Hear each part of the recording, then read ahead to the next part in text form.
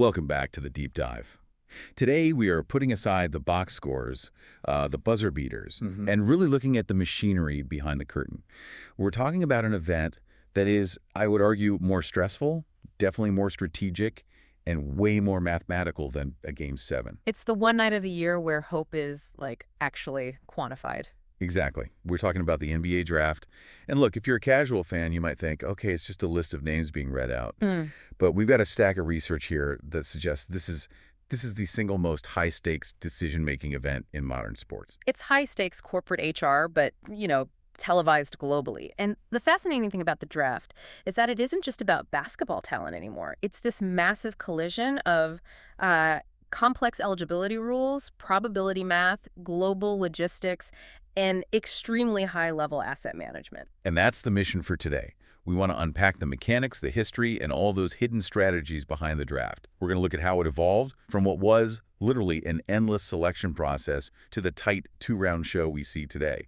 We'll also get into the lottery system, which involves way more security and math than most people realize, and that massive shift towards globalization. Oh, yeah. And we have to talk about the trades, because draft picks aren't just for picking players, they're currency. But let's start with the basics, just to set the scene. Late June, 30 teams. What's the actual vibe in those war rooms? The vibe is controlled chaos. Since 1989, the format has been strictly 2 rounds. That's 60 players selected total. Every team has, in theory, 1 pick per round. In theory is doing a lot of heavy lifting there. Huge lifting, because trades just mess that order up completely. But the constraint is the key here. If you look at baseball or football, their drafts go on for days, 7 rounds, sometimes more. The NBA is tight. You have 60 slots to secure the future of your franchise. And if you get it wrong, you can set your team back half a decade. And if you get it right, you change history. But here's something I found that was interesting in the research. If you aren't picked in those 2 rounds, it might actually be better for you. In some ways, yes, it sounds counterintuitive, but think about it. If you're drafted 60th overall, you are locked into that team. You have no say in the matter. But if you go undrafted, you become an undrafted free agent. Suddenly, you have all the agency. You can shop yourself around. Exactly. You can negotiate with any team, choose the best fit for your style of play, or pick a roster that actually needs your specific position. Being the 60th pick locks you into a situation that might not work. Being undrafted opens up the whole league. We see guys like Fred VanVleet or Austin Reeves who won undrafted and ended up with massive careers because they found the right spot. That's a great nuance. It's better to be wanted by everyone than stuck with someone who might not even play you. But the draft wasn't always this efficient, was it? When I was looking into the history here, the early drafts sounded, well, frankly, exhausting. Exhausting is the right word. I mean, if we go back to the early days, say 1960 or 1968, the draft went for 21 rounds. 21 rounds. Who are they even picking in round 21? The equipment manager. They were just scraping the bottom of the barrel. Teams would just keep selecting players until they literally ran out of prospects. It was a war of attrition. By 1974, they stabilized it to 10 rounds and then 7 in 1985. But that shift to 2 rounds in 89 was really significant. Why cut it so short? Was it just to save time? It was actually an agreement with the Players Association. They wanted to stop teams from, holding a player's rights hostage. If you draft a guy in the 10th round, you own his NBA rights, but you probably aren't going to sign him to the main roster. So he's just stuck in limbo. He can't sign with anyone else. Right. Shortening the draft just freed those players up. Exactly. That makes a ton of sense. Now, speaking of weird historical rules, I found this territorial pick rule fascinating. This feels like something from a completely different universe. Oh, it absolutely is. This was in effect from 1956 to 1965. You have to remember, the NBA wasn't a global juggernaut back then. They were struggling to sell tickets in local markets. So the league allowed a team to forfeit its first-round pick to select a player from their immediate local area, usually within a 50-mile radius. So purely a marketing play. 100%. The logic was, if you draft the local college star, the local fans will buy tickets to see him play pro. It bypassed the draft order completely. So if the best player in the country just happened to go to college in Philadelphia, the Philadelphia Warriors just got him. That's it. That's how they got Wilt Chamberlain. He was a territorial pick. Wow. Imagine if that existed today. It would completely break the competitive balance. It would be like the Lakers getting first dibs on every UCLA star just because of geography. It sounds completely insane by modern standards. It was. They got rid of it in 1966 and introduced the coin flip for the top pick, which is That's generally considered the start of the modern draft era where competitive balance finally took priority. Okay, let's fast forward a bit to who is actually getting picks. Because for a long time, this was a college man's game. You did your 4 years, got your degree, then got drafted. Correct. That was the standard path. But then we hit the mid-90s, and the high school era begins. From about 95 to 2005, you saw this explosion of superstars coming straight from their high school prom to the NBA. Kevin Garnett, Kobe Bryant, LeBron James, Dwight Howard. And these weren't just roster fillers. These were league-defining talents. They were. But for every Kobe, there were 3 or 4 guys who jumped too early and, washed out. The league got worried about the optics, the maturity levels. It's expensive to draft a kid who isn't ready for the lifestyle or the physicality. So in 2006, the door just slammed shut. The league changed the eligibility rules, creating what we now know as the one-and-done phenomenon. Can you break down the actual rule there? Because I feel like one and done gets thrown around a lot, but what does the regulation actually say? Sure. The rule states a player must be at least 19 years old and 1 year removed from their high school graduation class. It doesn't explicitly say you must go to college. Right, so you could go play in Europe or join the G League Ignite or I guess just sit on your couch for a year. Technically, yes. Though most chose college because of the exposure, but it created this dynamic of early entrance underclassmen declaring for the draft and giving up their remaining college eligibility. It turned college basketball into a pit stop. Although the rules have softened a bit there recently, haven't they? It used to be a one-way street. Once you declared, that was it. It did change. Since 2016, players can declare, go to the combine, get that feedback from scouts, and if they don't like what they hear, say they're projected for the second round instead of the lottery, they can withdraw and go back to school. Which seems so much healthier for the players. It's like getting a job offer before quitting your current job. Absolutely. It removes the guesswork and saves kids from making a catastrophic career error based on some bad advice. Okay, I want to pivot to the part of the draft that drives fans the most crazy, but it's also the most unique thing about the NBA, the lottery. The ping pong balls. Yes. Why do we do this? In the NFL, if you're the worst team, you pick first. Simple. Why does the NBA have to make it a game show? One word. Tanking. Losing on purpose. Exactly.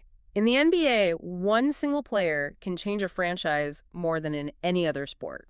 In football, you have 53 guys. In basketball, you have 5 on the court. One superstar is worth everything. So before 1985, teams were accused of intentionally losing games to get into that coin flip for the top pick. The NBA introduced the lottery to inject randomness and discourage that behavior. Walk us through the mechanics, because I think people visualize a guy just pulling a team logo out of a hat. But there's some serious math happening in a back room somewhere. Oh, it's incredibly secure. It happens in a separate room, usually with representatives from Ernst & Young or a similar firm. No cell phones allowed. They confiscate them at the door until the broadcast reveal is over. It's treated like a state secret. Mechanically, they use a standard lottery machine with 14 ping pong balls, numbered 1 through 14. They mix them up and draw 4 balls. The order they come out doesn't matter. Okay, so like 1, 4, 9, 12. Right. And mathematically, there are exactly 1,001 possible combinations of 4 balls. They throw out one combination, just leaving a clean 1,000. And those 1,000 combinations are assigned to the 14 teams that didn't make the playoffs. So if you're the worst team, you just get more of those combinations assigned to you. Precisely. If your combination gets pulled, you get the pick. But, and here is where it gets really interesting, they changed the odds significantly in 2019. This was the flattening of the odds. Why the change? Was the old system broken? The league felt it was rewarding failure too much.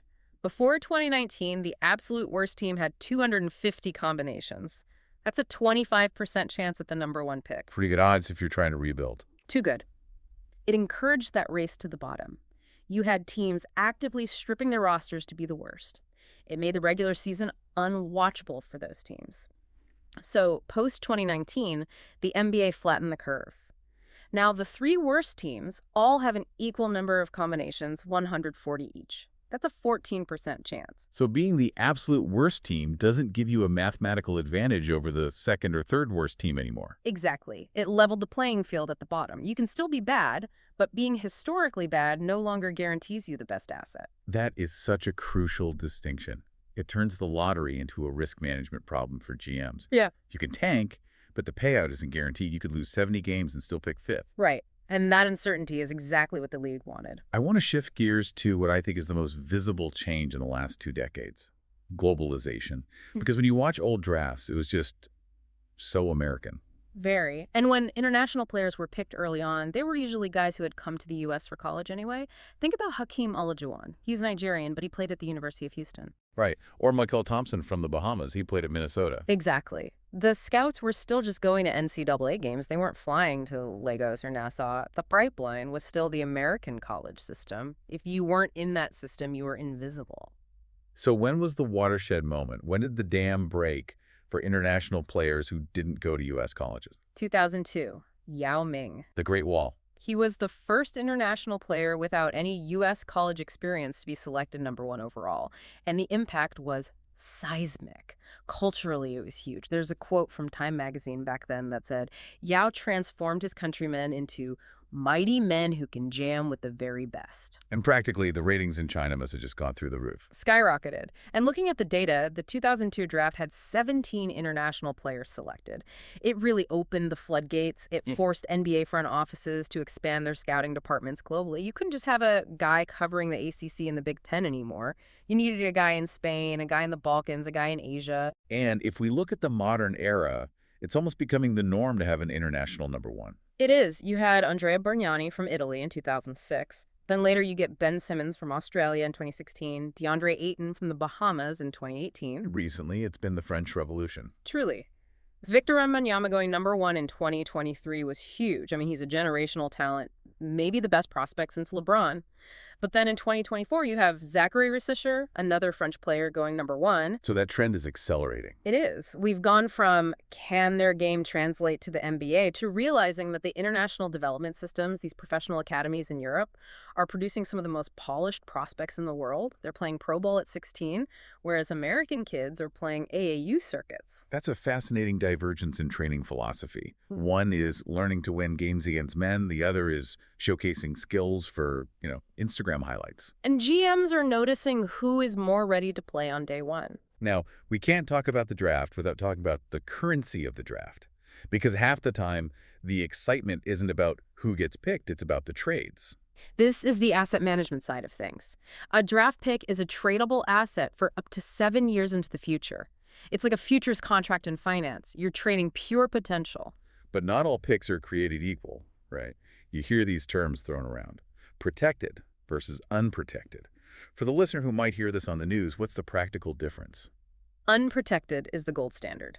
It is the most dangerous asset to trade away. If I trade you my 2028 first-round pick unprotected, that means you get that pick no matter what. If my team completely collapses, if all my stars get injured, and that pick becomes the #1 overall pick, it's yours. Ouch. That is high risk. You could be handing a championship contender the next superstar. It's extremely valuable for the receiver and terrifying for the giver. That's why you see protected picks so often. That's where a team says, I'll trade you this pick, but if it lands in the top 5, I keep it and I'll give you something else later. It's a safety net. It is. It protects against the doomsday scenario. And then there's the pick swap, which just feels like a total power move. It is. A pick swap gives a team the right to trade places in the draft order if the other team's pick ends up being better. You aren't getting an extra pick, you're just upgrading yours at their expense. It's pure leverage. Now, is there anything... It was so bad that the NBA created a rule stating that a team cannot be without a first-round pick in consecutive future drafts. You can't trade your 2026 and your 2027 first-rounders. You have to keep one. So it's a mechanism to save teams from their own bad management. That's all it is. It's a guardrail against desperation. The league needs stable franchises. They can't afford teams becoming barren wastelands for a decade because one owner got impatient. I love that. Okay, before we wrap up, we have to talk about the actual output of this whole machine, the players. When we look back at history, are there draft classes that stand out as the gold standard? Oh, absolutely. There is a holy trinity of draft classes. 1984 is legendary Hakeem Olajuwon, Michael Jordan, Charles Barkley, John Stockton. I mean, that's the Mount Rushmore of the 90s right there in one single night. Hard to beat Jordan and Hakeem in the same year. Then you have 1996 Kobe Bryant, Allen Iverson, Steve Nash, Ray Allen, and then 2003 LeBron James, Dwayne Wade, Chris Bosh, Carmelo Anthony. Those years basically defined the league for the decades that followed. If you had a pick in those years, it was hard to miss. They did. And on the flip side, you have the cautionary tales, like the year 2000. dark year. Sports Illustrated called the first round of the 2000 draft a horrible group of players. It's widely regarded as the worst class in history. Kenyon Martin went number 1, and while he had a decent career, the depth just, it wasn't there. You look at that list, and it's a lot of role players and busts. It just goes to show the variance. Sometimes the talent just isn't there. And speaking of variance, Yeah.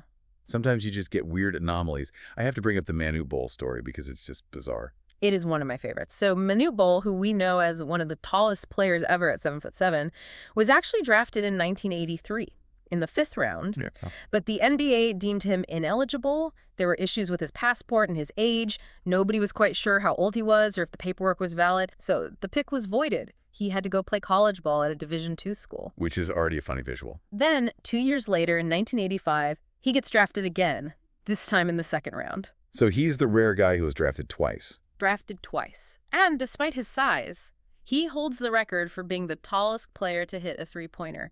He was a unicorn before we used the term unicorn. That is fantastic. It really highlights how much of this is an inexact science. You have all this data, all these scouts, the Ernst & Young accountants, and you still end up drafting a guy twice because of passport issues. It keeps it interesting. So let's zoom out. We've got the lottery math, the global takeover, the trading strategy, the history. What does this all mean for someone watching the draft this June? It means you're watching a massive optimization problem playing out in real time. You have 30 teams trying to balance immediate needs with long-term potential, navigating a global talent pool, all while constrained by a salary cap and strict rules. It's messy, but it's where teams are built. And as we've seen with the lottery changes in the international surge, the only constant is that the process keeps evolving. Exactly. The game changes, and the mechanism for finding players changes with it. So here's a thought to leave you with.